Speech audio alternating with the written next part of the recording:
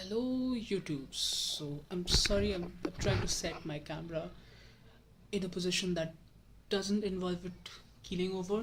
So hi. So I'm back for week 7. Yes, week 7 of the Pagan YouTube challenge, and the question this time is um, sacred texts and mythology and how that relates to your personal spiritual occult practices. So this is actually the second time I'm attempting to shoot this video, and the previous times when I tried to go general uh, and then turning into the specific, it sort of ended up me rambling 19-20 minutes straight and still having a good 10 more minutes of footage left. So I don't want to do this, repeat the same mistake this time. So what I'm going to do is I'm going to start directly with my specific example and not try to generalize. Okay. Currently, I work almost exclusively with the Hindu deities. Um, you know, uh, Ganesh, Shiv, Kali, Parvati, Durga, Krishna. Those are they are the gods and the goddesses that I work with currently. So, being a Hindu and being born Indian in India, I have to say that I did not have to study a lot or study very hard so as to gain a basic understanding of their natures, of how they operate and what their respective um, areas of authority are, so to speak. Um, but at the same time, you cannot really discount. I cannot discount the importance of mythology and sacred texts because that is the primary source that you have for gauging the for gauging your impression of a particular deity. Obviously, um, you you go in deep enough in your relationship with your chosen gods or your goddesses, and they're going to end up talking to you directly. So there is the knowledge that comes directly from from above or whatever, from them directly. There is that knowledge, but obviously that's not all the time. Like for me personally, I do believe that the gods talk back, that they do answer when you ask them direct questions or when you ask them for a sign. But at the same time, they're not. Um, it's not the same thing as being on the phone with them all the time, right? Direct interventions from God or goddess, direct dialogue with gods and goddesses is not a reality for me, at least. Not, it's that is not a position that I'm in currently.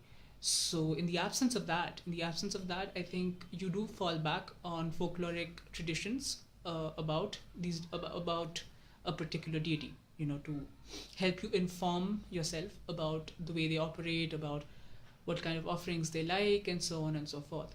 So uh,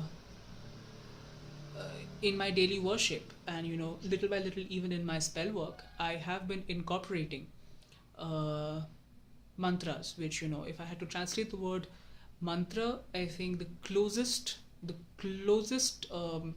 approximation I have for that would be incantation. So little by little, I've been starting to use more Sanskrit incantations, Vedic incantations in my spell work, and the Vedic incantations are heavily magical religious. They are going to petition a particular god or a particular goddess. So it does help to be aware of,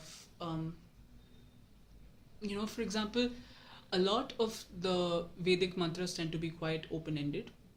They tend to be quite open ended. Like, for example, the Mrityunjay mantra, which is a mantra that is sacred to Shiv.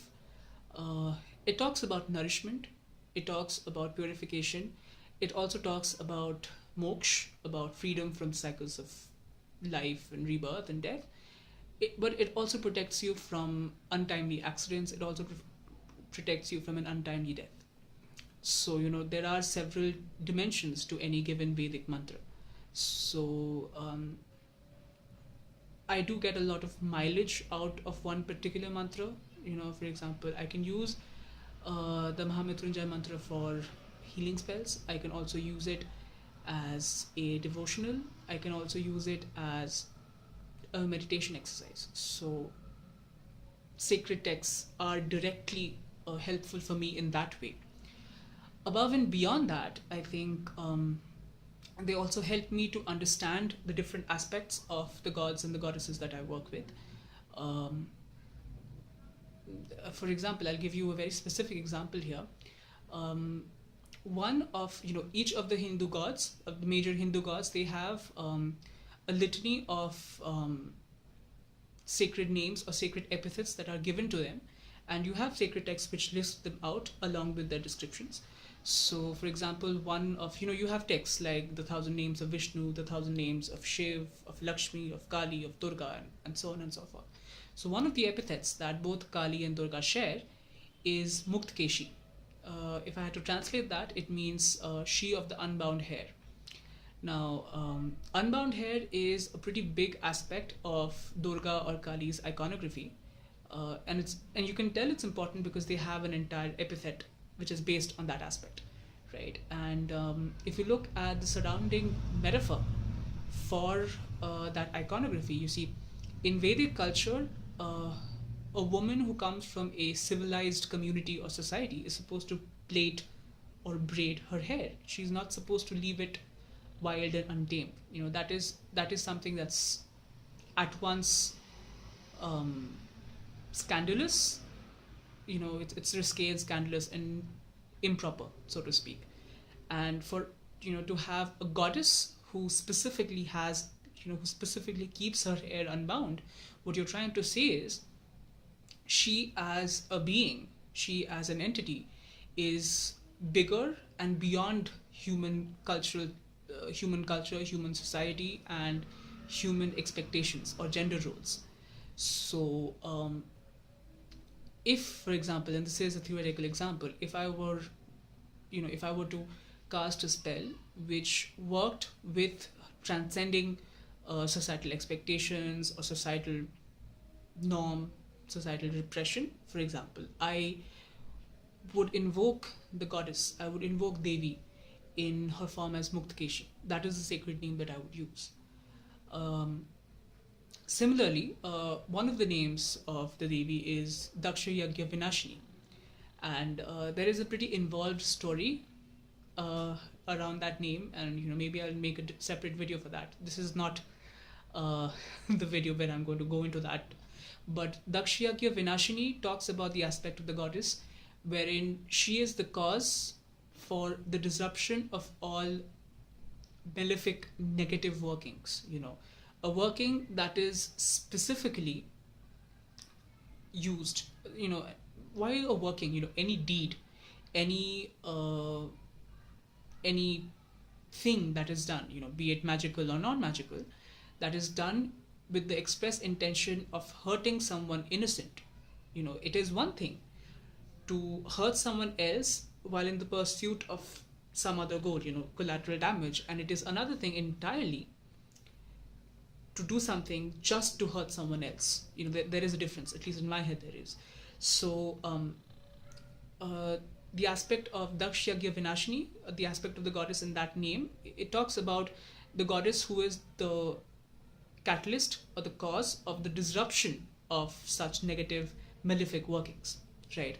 So if I were to do a banishing spell, if I were to do a disruption of negative energies surrounding me or negative energies aimed particularly at me, that is the name, that is the invocation I would use. If I were to petition the goddess for help, I would invoke that aspect, I would use that name. Names have power. So I guess yes, that is the way that mythology and sacred texts help me to work with different gods, help me to work my magic.